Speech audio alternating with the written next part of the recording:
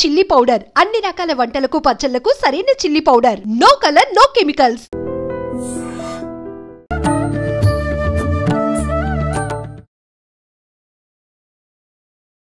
నమస్కారం, welcome to I dream. Dharma Margam with Vijitha కార్యక్రమానికి స్వాగతం. ప్రస్తుతం మనతో పాటు ఉన్నారు ఆదూరి ఉదయ భాస్కర్ గారు. వారి గురించి చెప్పాలి అంటే ఒక రచయితగా 34 పుస్తకాలు రాయడం జరిగింది. మామూలుగా సాధనలు, జపాలు ఇవన్నీ కూడా చేస్తూ ఉంటారు. వారు ఒక 25 ఏళ్ల తపన, ఒక సాధన వల్ల మహాలక్ష్మి సాధన 1 కోటి కంప్లీట్ చేయడం జరిగింది. అదేవిధంగా వారాహి అమ్మవారి సాధన కూడా ప్రస్తుతం కొనసాగిస్తూ ఉన్నారు. గాయత్రి సాధన కూడా 1 కోటి కంప్లీట్ చేయడం జరిగింది. అసలు ఇదంతా ఎలా సాధ్యపడింది? కోటి ఈ జపము అనేది నిజంగా అందరికీ సాధ్యపడే విషయం కాదు. వారికి ఎలా సాధ్యపడింది ఏంటి?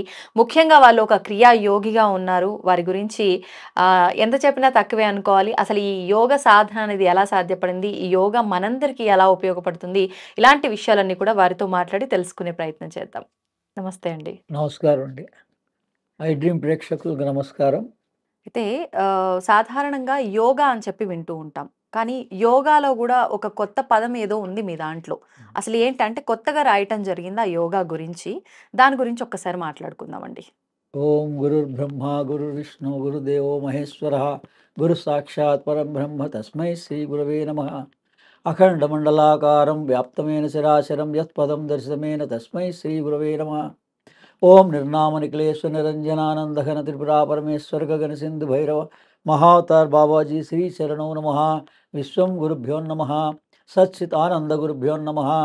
వందే గురుపదద్వంద్వం అవాన్మానసగోచరం రక్తశుక్ల ప్రభామిశ్రం అతర్క్యం త్రైపురం బ్రహ్మాస్తకుండికాహస్తాం శుద్ధ జ్యోతిస్వరూపిణీం గాయత్రీం వేదమాతరం. యోగా గురించి అంటే మీరు ఇందాక ఏదో పదం అయితే యూజ్ చేయడం జరిగింది యోగాకి సంబంధించి. యోగా అంటాము, ధ్యానం అంటాము, మెడిటేషన్ అంటాం. అంటే ఒక్కొక్క రకంగా ఆ పదాన్ని మార్చుతామే తప్ప కంప్లీట్ గా యోగా తారావళినో సంథింగ్ ఏదో మీరు చెప్పడం జరిగింది. అసలు ఏంటి యోగా తారావళి అంటే ఏంటి? అంటే మనకి జగద్గురు ఆది శంకరాచార్యులు ఈ జగత్తుకు కావలసిన అంటే వ్యక్తులకు కావలసినటువంటి విజ్ఞానాన్ని ఆయన అప్పుడే అందించారు. అందులో అమ్మవారి ప్రకారంగా మనం ఏ కష్టం వచ్చినా అమ్మ అని ప్రార్థిస్తాం. అటువంటి అమ్మవారిని ఎలా పూజించాలి, ఎలా మన కష్టాల నుంచి బయటపడాలి అన్నదానికి 100 శ్లోకాల్లో ఆయన సౌందర్యలహరిని ఇచ్చారు. ఇప్పుడు యోగ తారావళి అని అంటే యోగాభ్యాసం. ఇప్పుడు ఏదైతే మనం అందరం యోగా మెడిటేషన్ అని అందరికీ ప్రాచుర్యంలో ఉందో అటువంటి యోగా మెడిటేషన్ కూడా ఈ భగవద్గీతలో ఎలా అయితే అన్ని యోగం ప్రాధాన్యత ఎలా ఉందో అలాగే యోగ తార అంటే నక్షత్రం. నక్షత్రాలు ఎన్ని ఉన్నాయి? మనకి 27 ఉన్నాయి. అందుకని అది యోగ తారావళిని 27 శ్లోకాల్లో ఈ విజ్ఞానాన్ని అందించారు ఆయన. ఓకే, అంటే ఒక రకంగా జ్ఞానంతో కూడిన నక్షత్రాల సమూహంగా 27 నక్షత్రాలు 27 శ్లోకాలుగా అందించారు యోగాన్ని. అంటే మామూలు యోగం 3 రకాలుగా ఉంటుంది. హఠయోగం అంటే ఫిజికల్గా బాడీకి కావలసినటువంటి యోగాభ్యాసాన్ని హఠయోగం అంటారు. మనస్సుకు సంబంధించినటువంటి మనస్సు నియంత్రణ, ఏకాగ్రత, దానికి సంబంధించిన దాన్ని రాజయోగం అంటారు. అలాగే ఇంకోటి లయయోగం అంటారు. అంటే మా మంత్రాన్ని, ఇప్పుడు మంత్రాలయం ఉంది, మనందరికీ తెలుస్తోంది రాఘవేంద్ర స్వామి మంత్రాలయం. అంటే మన నామమంత్రం రామనామం, ఆయన ఆరాధించింది రామనామం. అలా ఏదన్నా ఒక గురువు అంటే ఉపదేశం మంత్రం ఉంటుంది. ఆ మంత్రం ఎప్పటి వరకు మనం ఆచరించాలి? లయం దాకా ఆచరించాలి. లయం అంటే ఏమనుకోవచ్చు? అంటే మంత్రం మనం చేస్తూ చేస్తూ చేస్తూ ఉంటే ఇంకా మనం మంత్రం చేస్తున్నాము అనే స్పృహ ఉండకూడదు. అందుకని అది మనం శ్వాస మీద శ్వాసతో కలిపి గనక చేస్తూ పోతే మనం శ్వాస తీస్తున్నప్పుడు ఒకసారి, వదిలేటప్పుడు ఒకసారి, శ్వాసని బంధించినప్పుడు కుంభకం అంటారు, లోపల ఆపినప్పుడు లేదా బయట ఆపినప్పుడు, అలా శ్వాసతో కలిపి చేస్తే అది యోగం అవుతుంది. మంత్రం అందరికీ తెలుసు. ఈ మంత్రం యోగంగా ఎలా చేయాలి? అది లయం వరకు వెళ్ళిపోతుంది అన్నమాట. అంటే మన స్పృహ లేకుండా అలా చేస్తూ చేస్తూ చేస్తూ గనక కొంతసేపు అయిన తర్వాత మనలో ఉన్న ప్రాణం స్థిరం అవుతుంది. అప్పుడు ఎప్పుడైతే ప్రాణం స్థిరమైందో మనస్సు కూడా స్థిరం అవుతుంది. మనమేమో మనస్సుతో చేస్తున్నాం మంత్రాన్ని. ఆ. ఈ మంత్రం ఏ బీజాక్షరం ఉందో లోపలే, దానికి మూలం ఎక్కడుందో అందులో లయం అయిపోతుంది. ఉమ్, అది మంత్రం యొక్క లయం. ఉహుం, అంటే లయాయోగం అంటారు దీన్ని. ఉమ్. అంటే ఈ మూడు అదే అంతటి ఆది శంకరాచార్యులకు కూడా మనం ఏదైతే ఈ భగవత్ సాక్షాత్కారం అంటున్నామో ఉమ్, దీన్ని ఆత్మ సాక్షాత్కారం అంటారు ఆధ్యాత్మిక పరిభాషలో. అందుకని ఆది శంకరాచార్యులకి కూడా ఆత్మ సాక్షాత్కారం ఏ పద్ధతిలో కలిగింది అన్నదానికి ఆయన ప్రామాణికంగా నాకు ఈ లయాయోగం ద్వారా ఆ ఈశ్వరుడు ప్రత్యక్షమైనాడు అని ఆత్మ సాక్షాత్కారం కలిగిందని ఆయన రాసుకున్నారు ప్రామాణికంగా. ఆ, అందుకని వీటిని సమన్వయం చేసి మూడింటిని, హఠయోగాన్ని, రాజయోగాన్ని, మనం క్రియాయోగం అంటాం. ఈ క్రియాయోగాన్ని అనుకోండి, ఉమ్, ఈ కలిపి లయాయోగంగా ఈ నాలుగిటికి సమన్వయం, ఉమ్, ఆ సమన్వయమే 27 శ్లోకాల్లో అందించారు. దాన్ని నేను కొంత భాగాన్ని ఈ పుస్తకంలో బ్రీఫ్గా అందించాం. దాని సారాంశాన్ని ఇచ్చేసాం. ఉమ్, ఆ 27 శ్లోకాల అంటే యొక్క ఓవరాల్ 27 శ్లోకాలను కలిపి మీరు ఒక సారాంశంగా ఇచ్చారా సారాంశంగా ఇచ్చాం. లేదంటే దేనికది లేదు separate గా? దేనికది కాదు, అది ఆహా. మొత్తం కలిపే. ఏముంది మరి ఇప్పుడు మీరు ఇచ్చిన సారాంశంలో అది ఎలా ఉపయోగపడుతుంది, అసలు ఎందుకు ఉపయోగపడుతుంది, ఎవరు ఉపయోగించుకోవాలి? ప్రతి మానవుడికి ఉమ్, శారీరకంగా మన శరీరానికి కావలసినటువంటి వ్యాయామం తప్పనిసరి. అవును. అందుకని దీన్ని హఠయోగంలో ఇచ్చారు ఉమ్, స్టార్టింగ్. ఆ హఠయోగంలో ఎంతవరకు ఈ అభ్యాసం చేయాలి ఉమ్, అంటే యోగం అంటేనే ఆసన ప్రాణాయామం.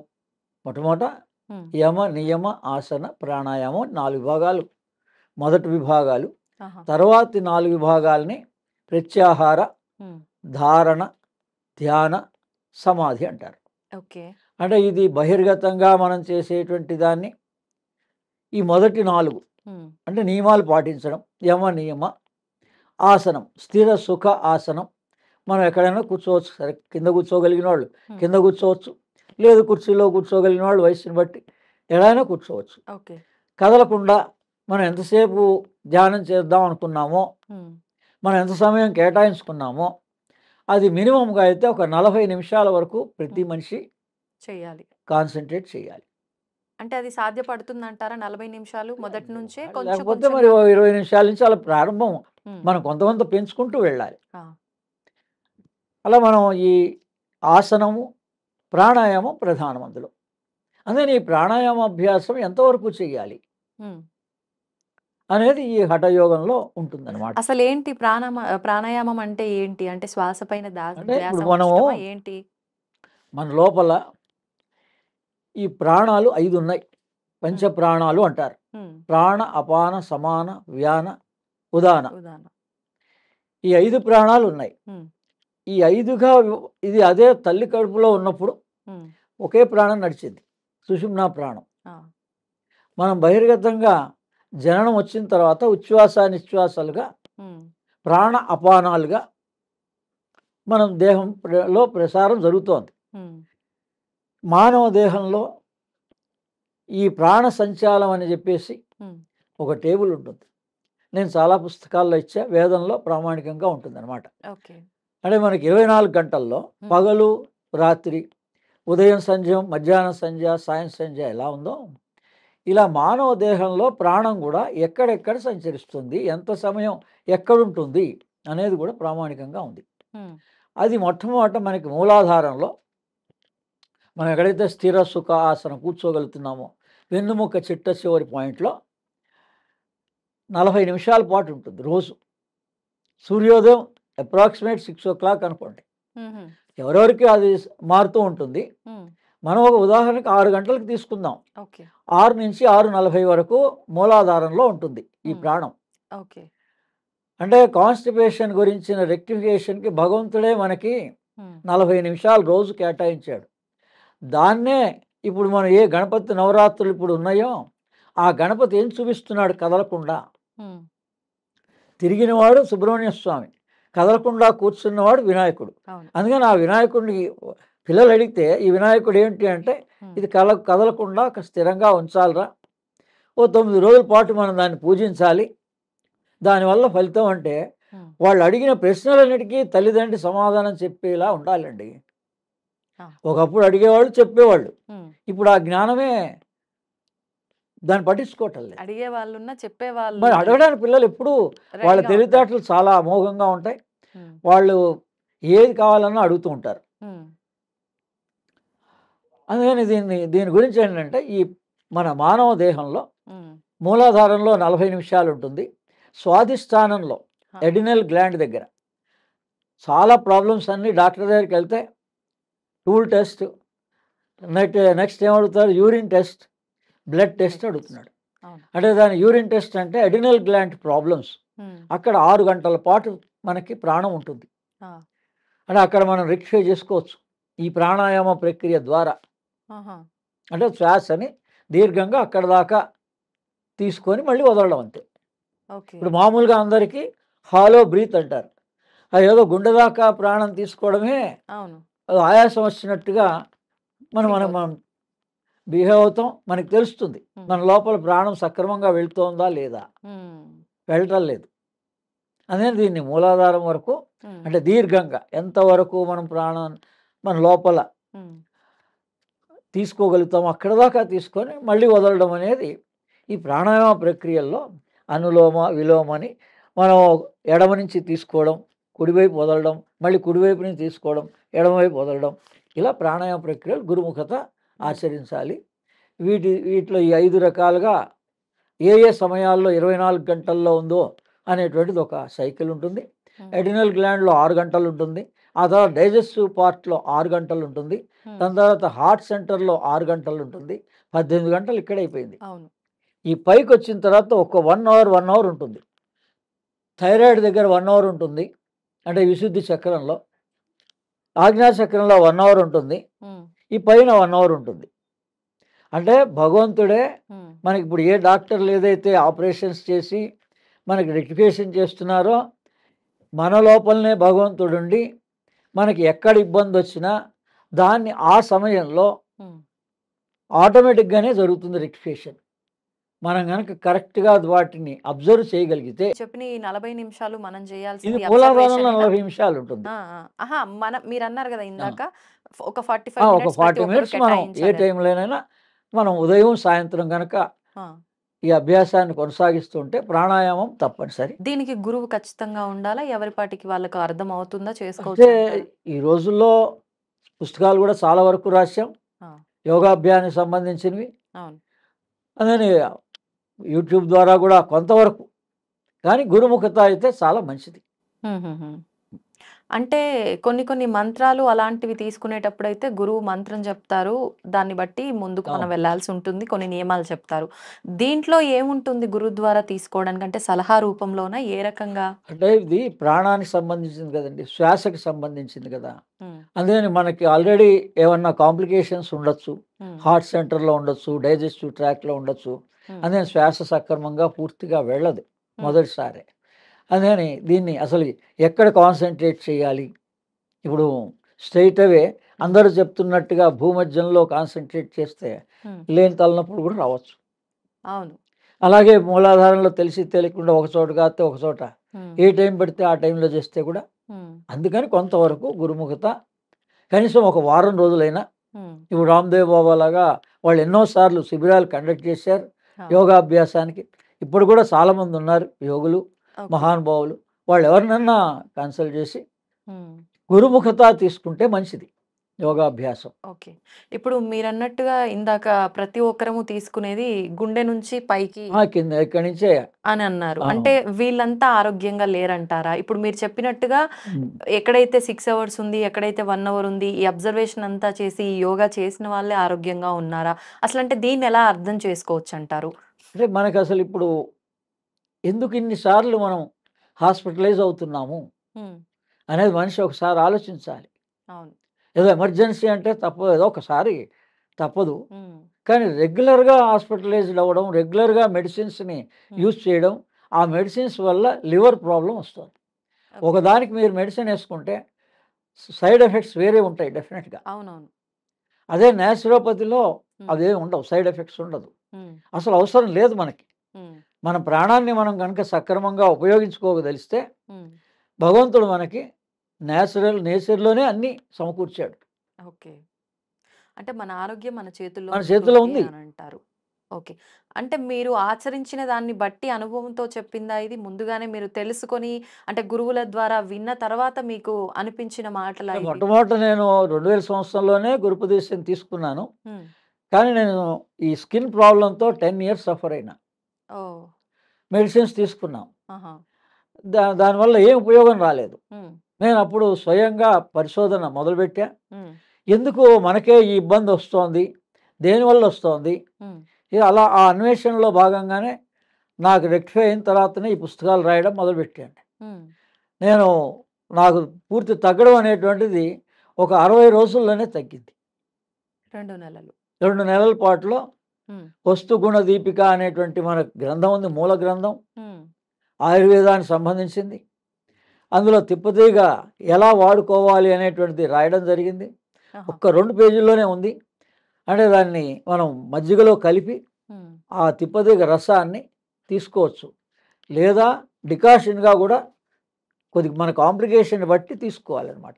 ఓకే. జనరల్ వాళ్ళందరూ కూడా హ్మ్. ఏ ఆకు రసం అయినా కూడా మనకేది పనికొస్తుందో దానికి సంబంధించిన ఆకుల్ని హ్మ్. డికాషన్గా తాగొచ్చు. ఓకే.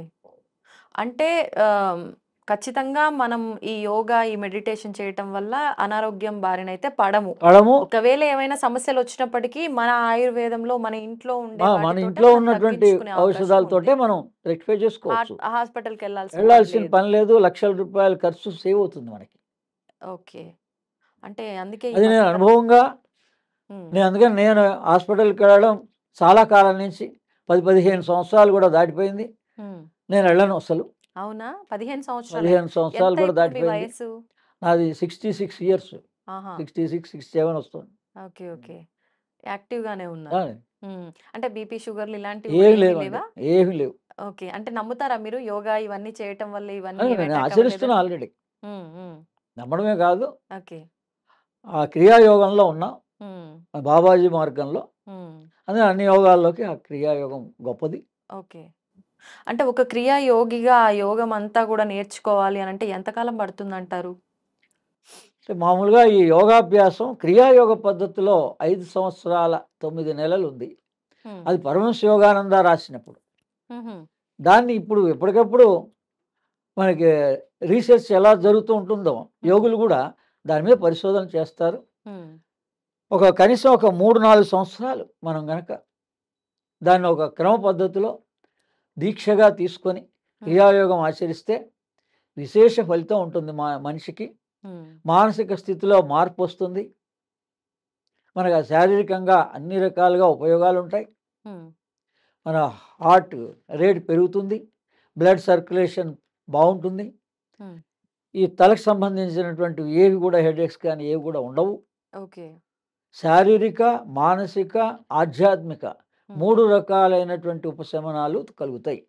ఆధ్యాత్మిక అంటే ఇంకా మనకి భగవంతుడు అంటే ఏంటి అనేటువంటి సంశయం ఉండదు. అంటే క్రియా అంటే యోగా మనం ద్వారానా? ఒక భగవద్గీత ఉంది. హ్మ్. చాలామందికి మరి మన మత గ్రంథం మనకు అర్థం కావట్లేదు. అవును. అర్థమైతే భగవంతుడు ఏంటో తెలిసిపోతుంది. హ్మ్. అది ఆధ్యాత్మికమైనటువంటి ఉపయోగం ఏంటంటే, హ్మ్. మన లోపల భగవంతుడు ఎలా ఉన్నాడు, హార్ట్‌లో ఎలా ఉన్నాడు. అంటే ఆత్మ 3 భాగాలుగా ఉంటుంది. హ్మ్. ఆత్మగా హృదయంలో ఉంటుంది, ఓకే. జీవుడుగా ఆజ్ఞాచక్రంలో ఉంటుంది, హ్మ్. జీవాత్మగా, ఓహ్! పరమాత్మగా శిరోభాగంలో ఉంటుంది. 3 భాగాలుగా ఉంటాయి. ఓహ్! అందుకనే దీన్ని గాయత్రి విజ్ఞానం అన్నారు. ఆత్మ గాయత్రి విజ్ఞానం. హ్మ్. త్రి అంటే 3 కదా! అవును. త్రిమూర్తులు, మన త్రిశక్తి. భగవంతుడికి సంబంధించినంతా కూడా 3 ఉంటుంది. ఓకే. ఓకే. ఆ రహస్యం అందులో మీరు ఏ పేరు మీద భగవంతుడిది చూసినా హ్మ్. అందులో యోగ రహస్యం ఉంటుంది. హుహుహు. అంటే 3 విభాగాలు మనకి స్థూల దేహం, సూక్ష్మదేహం, కారణదేహం. హ్మ్. అవును. యోగంలో మన స్థూల దేహం అంటారు, దీన్ని నడిపించేది ఇంద్రియాలు, ఆ హ్మ్. ఇంద్రియాలు నడిపించేది మనస్సు, సూక్ష్మదేహం హ్మ్. ప్రాణంతో కూడా ప్రాణమయ కోశం, మనోమయ కోశం కలిపి సూక్ష్మదేహం అంటారు. హ్మ్. దాని లోపల విజ్ఞానమయ ఆనందమయ కోశం ఉంది. కారణదేహం అది. ఆ! అంటే ఏదైతే ఇప్పుడు మనకు పైకి కనిపిస్తుందో ఇదే ఇప్పుడు కారణదేహం. మనం ఒక వస్తువు చూస్తున్నామంటే, ఒక సెల్ ఉపయోగించుకుంటున్నామంటే, దాని లోపల భాగం ఏంటి? హ్మ్. దాని ఫ్యూయల్ ఏంటి? హ్మ్. బ్యాటరీ ఏంటి? మరి ఛార్జింగ్ ఉంది కదా! అవును.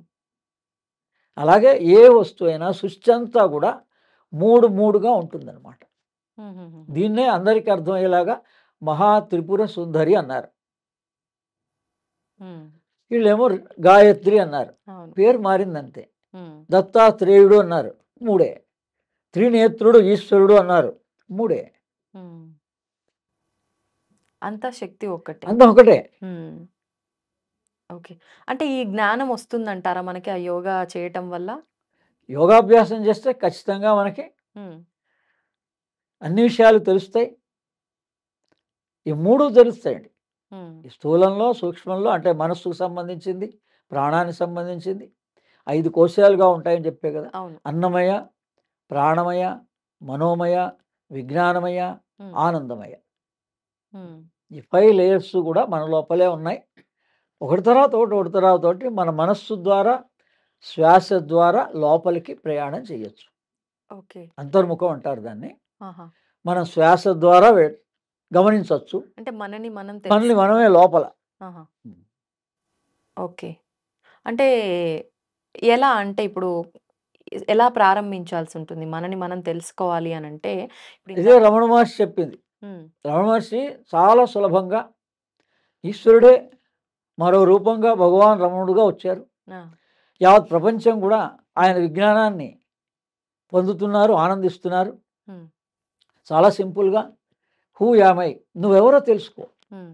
అది ఎప్పుడు తెలుసుకోగలుగుతాం? ఒక కష్టం వచ్చినప్పుడే. ఇప్పుడు నేను హ్మ్. నాకు బాలేదు అన్నప్పుడే, ఏంటి నాకే ఎందుకు ఈ సమస్య వచ్చింది హ్మ్.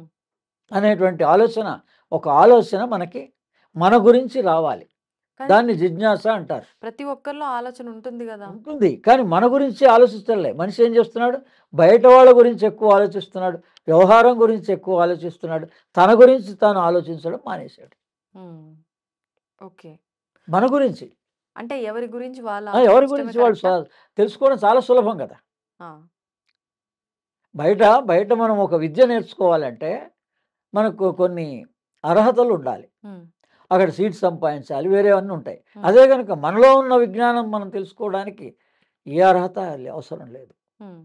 ఏంటి మరి కావాల్సిందేంటి తెలుసుకోవడానికి? తగిన సమయం కేటాయించడమే. మన కోసం మన మనం సమయం కోసం మనం. కేటాయించటం. అందుకని భగవంతుడు ఇప్పుడు ఎక్కడున్నాడంటే హ్మ్. ఇంటర్నెట్‌లోనే భగవంతుడు మనకు కావాల్సినవన్నీ ఏర్పాటు చేశాడు. హ్మ్. ఒకవేళ వ్యక్తి దొరికినా దొరకకపోయినా హ్మ్. ఇప్పుడు మేము పుస్తకాలు రాసాం. పుస్తకాలు రాసిన వాళ్ళంతా పీడీఎఫ్ ఫైల్స్ కింద ఆ పేరు తెలిస్తే చాలు. హ్మ్.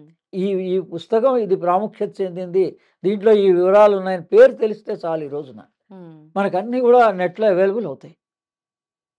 మనం శ్రద్ధ పెట్టి ఒక్క వీడియో చూసినా, ఒక్క పుస్తకం చదివినా మన జీవితం బాగుపడుతుంది. అంటే మనం చూసిన ఆ పుస్తకంలో ఉన్నది కరెక్టే అనే భావన మనకు కలగాలంటే అసలు ఫస్ట్ ఆ జ్ఞానం పరీక్షించుకోవచ్చు. మనకుండాలి కదా! వాళ్ళ గురించి తెలుసుకోవచ్చు. వివరాలు హ్మ్. పరీక్షించుకున్నాకే మనం ప్రామాణికంగా తప్పులేదు. దేన్నైనా గుడ్డిగా నమ్మక్కర్లేదు. హ్మ్.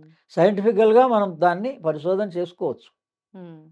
ఇప్పుడు అంటే మన గురించి మనం తెలుసుకోవడం, మన గురించి మనం ఆలోచించటము అనంటే కొంతమంది అంటే ఆహ్, అన్ వారు, నేను అనే భేదం లేకుండా అంతా ఒక్కటే అనే భావన కలుగుతుంది అని చెప్తూ ఉంటారు. హ్మ్. నిజంగా అలాంటి భావనే కలుగుతుందా? లేదంటే నా గురించి నేనే ఎక్కువగా ఆలోచించుకోవడం అంటే ఇప్పుడు ప్రస్తుతం ఉన్న సమాజంలో అయితే స్వార్థం అని చెప్పి మాట్లాడుతూ ఉంటారు గదా! మనము, నేను, అదే. నాది ఇలా మాట్లాడుతుంటే? అదేం లేదండి. మామూలుగా మనకేదైనా ఒక కష్టమే రావచ్చు. హ్మ్. ఏదో సమస్యే రావచ్చు. ఎందుకు సమస్యలొస్తున్నాయి అంటే గూడా హ్మ్. ప్రకృతి మనకి మనమే అవి. ఆ లెక్కలు గూడా. హ్మ్. కర్మ సిద్ధాంతం ప్రకారంగా. ఊరికే మాత్రం ఎవరికీ ఏ కష్టం రాదు. కానీ ఆ కష్టం వచ్చినప్పుడే భగవంతుడిని తెలుసుకోవడానికే కష్టం వస్తుంది. హ్మ్. నేనది అనుభవపూర్వకంగా చాలా సార్లు నేను చూశాను. వేరే వాళ్ళకి జరిగినప్పుడు గూడా చూశాం. అంటే ఎటువంటి అంటే ఏ సందర్భాల్లో? కష్టం అన్నా రానియండి. హ్మ్. ఏదన్నా సంఘటన జరగనియండి. హ్మ్. ఇప్పుడు మనం వినే విషయాలే గావచ్చు. హ్మ్. ఎందుకు ఇలా జరిగింది అని గనక మనం ఒక్క ఆలోచన మనం సరైన ఆలోచన మనని మనం ప్రశ్నించుకుంటే హ్మ్. మనం ఒక మంచి మార్గంలో మన జీవితాన్ని మార్చుకోగలుగుతాం. ఓకే. అంటే సమస్యొచ్చినప్పుడు ఎందుకొచ్చింది అని చెప్పి సమస్యొచ్చినప్పుడే ఆలోచించే ప్రయత్నం చేయాలి. చేయాలంటారు. ఇప్పుడు స్వాతంత్రం కోసం అలాగే పోరాడింది. మనం మనం ఎంతకాలం ఇలా వేరే వాళ్ళ ద్వారా బానిసలుగా ఉండాలి అనేటువంటి ఆలోచన మరి ఎవరో ఒకళ్ళకి వచ్చినా అక్కడి నుంచి వేరే వాళ్ళందరూ కలిసి అలా ఏదైనా సామాజికమైన సమస్య కావచ్చు, శారీరకమైన సమస్య కావచ్చు, మానసికమైన సమస్య కావచ్చు, సమస్యే. ఈ సమస్య ఎందుకు వచ్చింది అని మనం ఒక్క ఆలోచన నిజంగానంటే అప్పుడు మనలోనే భగవంతుడు ఉన్నాడు కాబట్టి మనకు ఒక సద్మార్గాన్ని చూపిస్తాడు. మరి మనలోనే భగవంతుడు ఉన్నప్పుడు మనం ఈ చేస్తున్న తప్పులన్నీ ఎందుకు చేస్తున్నామంటారు? అజ్ఞానం కొద్దీ చేస్తున్నాం, తెలియక. ఎవరైనా ఇప్పుడు మనం లెక్కలే ఉన్నాయి, సబ్జెక్టే ఉంది, మిస్టేక్స్ చేస్తూనే ఉన్నాం. ఎప్పటిదాకా చేస్తాం? కరెక్ట్గా తెలుసుకునేంత వరకు. తెలుసుకున్నాకే మళ్ళీ నెక్స్ట్ టైం చెయ్యం. అలాగే మనిషి వచ్చిందే భగవంతుని తెలుసుకోవడానికి. మనిషి జన్మ వచ్చింది భగవంతుని తెలుసుకోవడానికి. దానికి సమయం 60 ఏళ్ళు దాటిన వాళ్ళు కూడా ఇవ్వటం. పోనీ 60 ఏళ్ళ వరకు మీరు మన సంపాదన గురించే ప్రాధాన్యత ఇవ్వండి, తప్పు లేదు. మరి 60 దాటిన వాళ్ళు సమాజంలో మరి మన ధర్మమైనటువంటి భగవద్గీతని అర్థం చేసుకోవడానికి ప్రయత్నం చేసి ఉంటే ఈ సమస్యలే ఉండేవి కావు. సర్వము కూడా భగవంతుడు అందరికీ సమానంగా దాన్నే అర్థం చేసుకొని అనేక మంది ఈ రకంగా వేరే వేరే పుస్తకాలుగా, గ్రంథాలుగా ఎందుకు రాశారు, ఇంకా రాస్తున్నారు అంటే ఇంకా సులభంగా అర్థం అవడం కోసమే. ఇప్పుడు నేను కూడా రాసిన ఈ రీసెంట్ పుస్తకాలు ద ఇన్నర్ యూనివర్స్ అని ఒకటి, సౌందర్య లహరి అనేటువంటిది కూడా ఆ విధంగా 32 పుస్తకాల సారాంశాన్ని ఈ 2 పుస్తకాల్లో రాశారు. ఇప్పుడు మీరు రాసిన పుస్తకాల్లో ఉన్న ఈ జ్ఞానం అంతా కూడా మీరు స్వంతంగా మిమ్మల్ని మీరు తెలుసుకోవటంలో మొదలుపెట్టిన ఆ భాగంలో మీకు వచ్చిన జ్ఞానమా, గురువుల ద్వారా మీరు తీసుకున్నదా? నా అనుభవం కొంతే, పైనుంచి వచ్చిన సందేశమే ఎక్కువ. ఎవరిచ్చారు సందేశం? అంటే ఇప్పుడు నేను ఏ గురువులనైతే ఆశ్రయించామో వాళ్ళ దగ్గర వాళ్ళు ఉన్నప్పుడే ఎవరు వేయని ప్రశ్న వేశాను. మీరు వేశారు? నేను మా గురువుల్ని ఏమని? ఏమంటే మీ గురువు గారు మీరు ఇప్పుడైతే ఉన్నారు కదా, మరి ఇప్పుడు వయసు అయిపోతుంది, మీరు ఒకప్పుడు ఉండరు, మరి మిమ్మల్ని ఎలా? మరి గురువు అనేటువంటి వాడు శాశ్వతం అని చెప్తున్నారు కదా. అంటే గురువు ఎప్పుడు కూడా శరీరంతో సంబంధం లేదు. గురువు అంటే జ్ఞానం, ఆ జ్ఞానం ఎప్పటికీ ఉంటుంది. అంటే ఇంకో మనం ఇంకా అర్థం చేసుకోవాలంటే సూక్ష్మదేహం అనమాట. ఈ స్థూలదేహం వెళ్ళిపోతుంది. ఇప్పుడు ర్యాకెట్ని చూస్తే మీకు బాగా అర్థమవుతుంది. ఈ ర్యాకెట్ టెక్నాలజీ అంటారు దాన్ని. ఈ ర్యాకెట్ పై భాగం ఇక్కడ బర్న్ అయిపోయి కిందికి వదిలేస్తే పైకి మీ బూస్టర్ ద్వారా సెకండ్ పార్ట్, థర్డ్ పార్ట్ వెళ్తుంది. కొంత ఆకాశం వెళ్ళిన తర్వాత మళ్ళీ అక్కడ బూస్టర్ ద్వారా సెకండ్ పార్ట్ వదిలేస్తే థర్డ్ పార్ట్ వెళ్తుంది. సేమ్ మానవ దేహం కూడా దాన్నే కుండలిని విద్య అన్నారు. ఇదే రహస్యాన్ని సైంటిస్టులకి అందజేస్తే వాళ్ళు ఆ టెక్నాలజీని పొందారు. అంటే దీన్ని బట్టి మీకు సూక్ష్మ రూపంలో వాళ్ళు సందేశాన్ని అందిస్తారు ఖచ్చితంగా. ఇప్పటికీ వాళ్ళు రాయిస్తేనే ఇవన్నీ రహస్యం. ధ్యానంలో మనం ఎప్పుడు ధ్యానంలో కూర్చున్నప్పుడు వాళ్ళు సూచన అందిస్తారు. అంటే ఇప్పుడు మీరు ఎలా ప్రశ్న వేస్తున్నారో ఒక పాయింట్ ప్రశ్న వేస్తున్నారంతే, దాని ఎక్స్ప్లెనేషన్ అంతా మనం చెప్తున్నాం. అది వేరే గ్రంథాల్లో ఉండొచ్చు, దొరకచ్చు, కానీ అది దేని గురించి వాళ్ళు అలా సూచనగా అందిస్తారు. వాళ్ళ సూచన, వాళ్ళ అనుగ్రహంతో ఈ పుస్తకాలన్నీ రాయబడ్డాయి. ఇప్పుడు లేటెస్ట్గా రాసిన ద ఇన్నర్ యూనివర్స్ అనేది కూడా వ్యాసుల వారి యొక్క అనుగ్రహంతో, హయ్యర్ మాస్టర్స్ యొక్క అనుగ్రహంతో, మహావతార్ బాబాజీ గుహకు వెళ్ళాను నేను లాస్ట్ ఇయర్. ఆయన పిలుపు మేరకు అదే రజనీకాంత్ వెళ్ళొచ్చిన బాబాజీ గుహ అంటారు, రాణికేత్ దగ్గర ద్రోణగిరిలో. అలా హిమాలయాసే దేవభూమి. అందుకని ఋషులు ఇప్పటికీ తపస్సు చేసినటువంటి చోట్లున్నాయి. అందుకని అక్కడ దాకా ఎందుకు వెళ్తారంటే ఇలా గురువుల యొక్క సందేశాన్ని వినడం కోసం, మన జీవితాన్ని మార్చుకోవడం కోసం కూడా వాళ్ళ దగ్గర నుంచి పిలుపు వస్తుంది, వెళ్తారు. ఆ రంగా నేను లాస్ట్ ఇయర్ వెళ్ళాను. ఇప్పుడు ఈ 2 పుస్తకాలు కూడా నలుగురు మహానుభావుల యొక్క సూచన మేరకు వాళ్ళు ఇచ్చిన జ్ఞానాన్ని నేను అందజేశాను.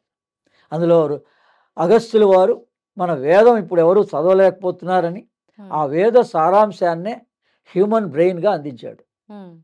దాన్ని మనం పిల్లలకి అర్థం చేసినట్టు చెప్పాలంటే, మన పిల్లలకి గణపతి అంటే స్వరూపం ఎలా ఉందో, గణపతిలో శిరోభాగానికి ప్రాధాన్యత ఎలా ఉందో, ఏనుగు ముఖంగా ఉన్నది అనే ఎలా ఉందో అది సూచన చేస్తోంది. హా. అంటే మన బ్రెయిన్ గురించి మనం తెలుసుకోండి అని చెప్తున్నారు.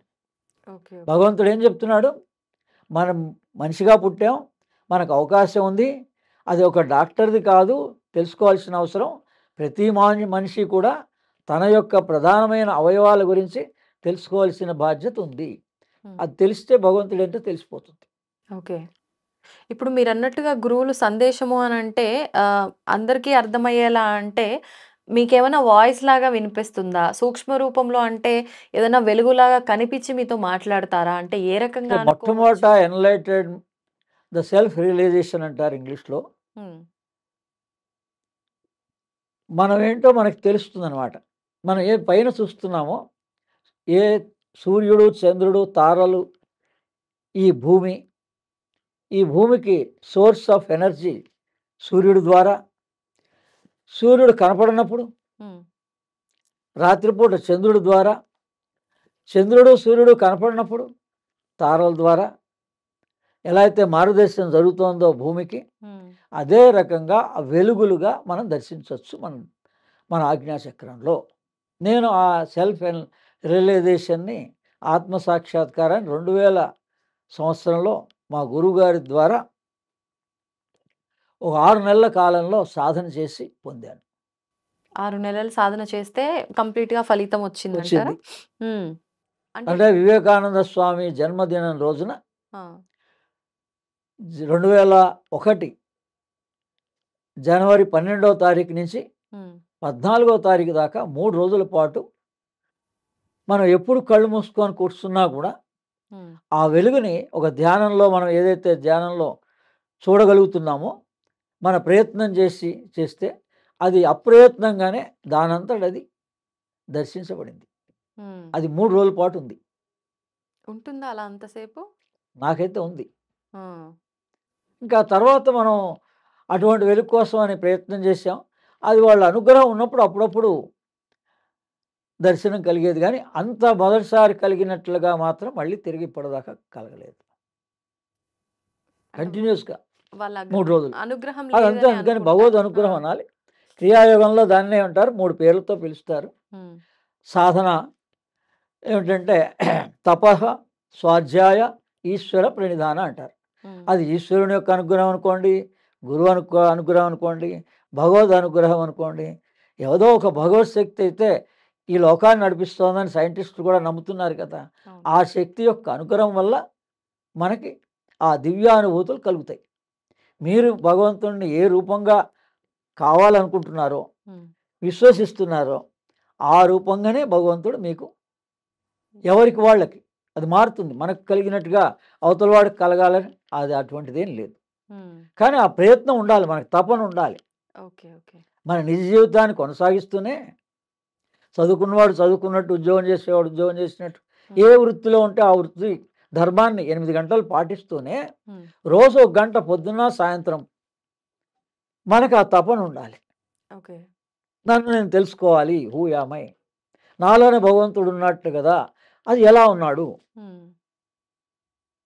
అంతే. ఆ తపనే ప్రతి మనిషికి అనుభవాన్ని కలిగిస్తుంది. ఇప్పుడు మీరు చెప్పిన ఈ సాక్షాత్కారం అనేది అంటే చాలా మందిలో కలుగుతుంది అని చెప్తూ ఉంటారు. అంటే ఇలా సాధన చేసిన వాళ్ళు. కానీ ఎటువంటి సాధన లేకుండా, ఏమీ లేకుండా ఈ మధ్య కాలంలో చాలామంది భగవంతుడు ఏకంగా ఏ రూపంలో ఉన్నాడో ఆ రూపంలో దర్శనం ఇచ్చాడు అని చెప్పి ఇలా కూడా మాట్లాడేవాళ్ళు ఉన్నారు. ఉన్నారు. అది నమ్మొచ్చంటారా? అంటే వాళ్ళ అనుభవాన్ని, వాళ్ళ మానసిక పరివర్తనని బట్టి కూడా మనం నమ్మచ్చు. అంటే వాళ్ళలో చేంజెస్ ఉండాలి డెఫినెట్‌గా. అంటే ఇంతకుముందు ఉన్నటువంటి రాగద్వేషాలు ఉండకూడదు.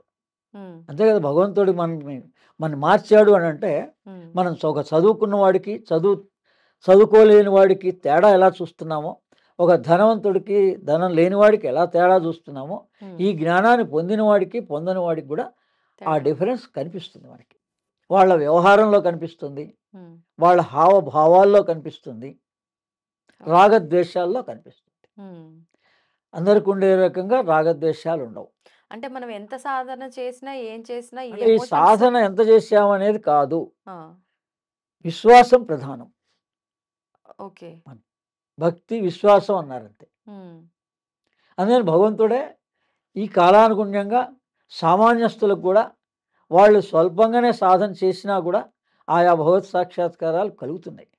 యథార్థం అది. యథార్థమే అంటారు. ఓకే. ఓకే. అంటే ఇప్పుడు మీరన్నట్టుగా ఈ ఎమోషన్స్ ఇవన్నీ కాదు, సాధన కూడా కాదు, విశ్వాసం అన్నారు. విశ్వాసం ఈ విశ్వాసం రెగ్యులర్ కలగాలన్నా సాధన ప్రాక్టీస్ ఉండాలి. ముఖ్యమేమో కదా! అభ్యాసం అనేది ఆ! తప్పనిసరి ఉండాలి. ఆ! చెప్పాను 24 గంటల్లో ఒక గంట గంట అభ్యాసం సేపు. అయితే ఉంటుంది. కానీ కేవలం సాధన వల్లనే మేము ఇంతకాలం నుంచి చేస్తున్నామండి, ఇంతకాలం నుంచి భక్తులుగా ఉంటున్నామండి అంటున్నారు. హ్మ్. కానీ అది అది అది కాదు అక్కడ. ఓకే. మానసిక స్థితిలో మార్పు రావాలి. హ్మ్. మీరు చూడండి చాలామందికి ఎవరెవరికి అనుభవం కలిగింది అన్నటువంటి వాళ్ళందరిలో మానసిక స్థితిలో మార్పు వచ్చింది హ్మ్. ఖచ్చితంగా. వీళ్ళు ఇంత ముందులా లేరండి అనే మాట మనం వింటాం పక్క వాళ్ళ ఆ! ద్వారా. ఓకే. ఓకే. అందుకని ప్రధానమైన అంశం ఇందులో మానసిక స్థితిలో మార్పు. హ్మ్. అంటే సాత్వికంగా ఇప్పుడు మారిపోతారా? మీరు డైరెక్ట్గా నేను నా అనుభవాన్ని చెప్పా, అవును. పుస్తకం చేతిలో ఇచ్చాం, అవును. మీకు గనక ఆ పుస్తకాలు చదువుకుంటే చాలు. ఇంకా హ్మ్.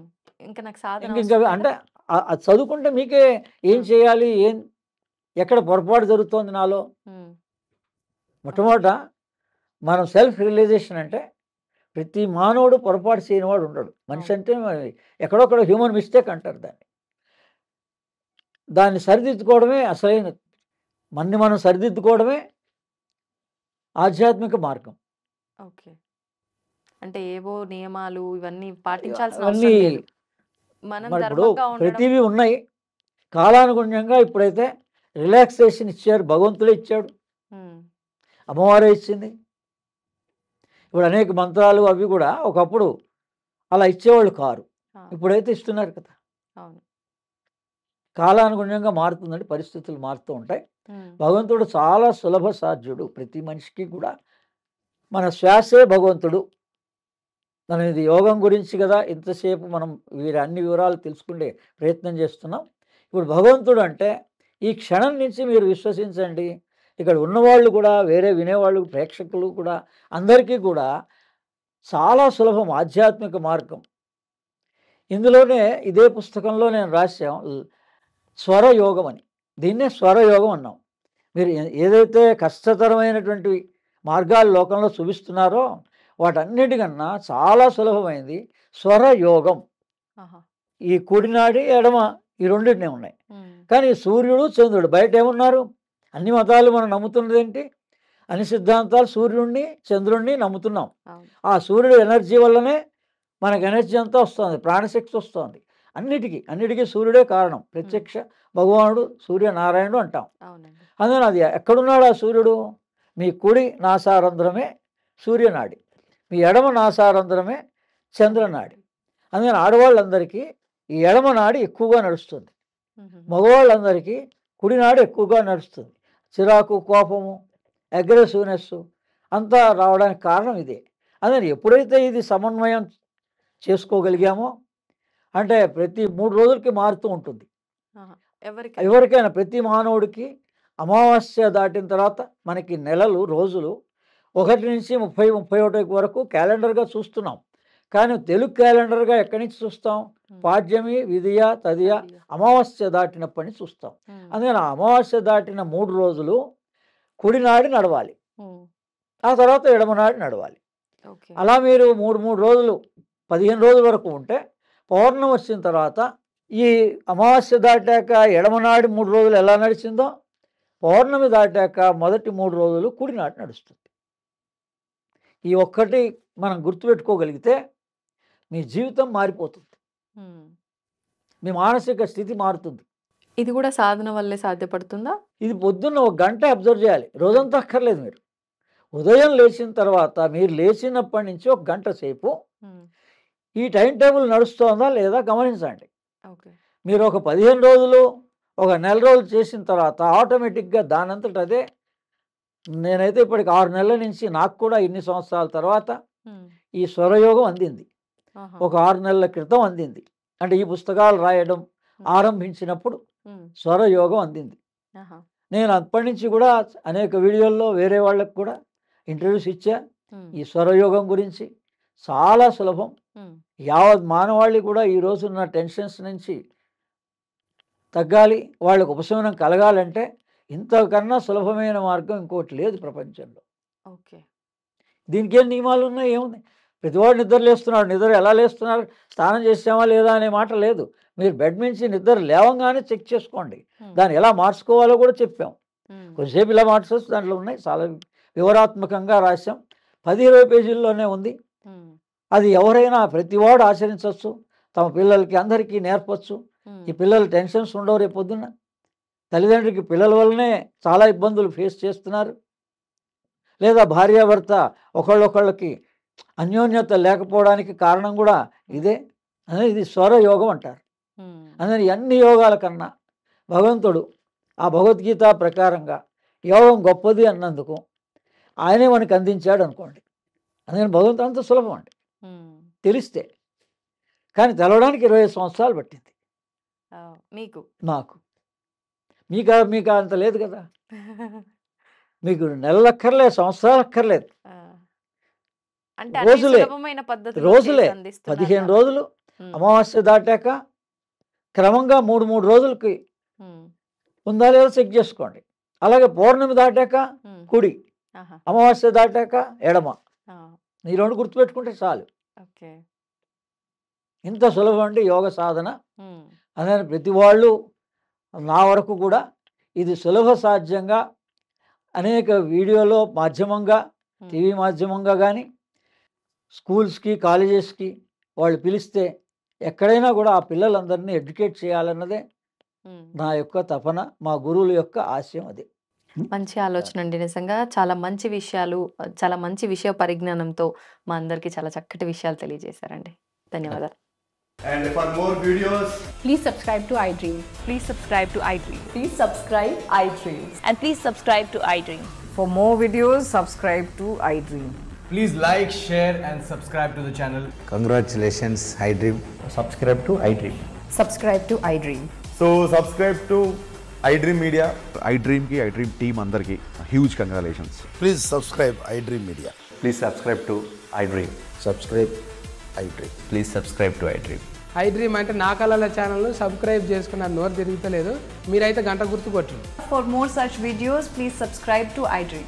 Subscribe to iDream. Please subscribe to iDream. Please subscribe iDream Media. Please do subscribe to iDream. Please subscribe to iDream Media. For best entertainment and information, please subscribe iDream. And don't forget to subscribe to iDream.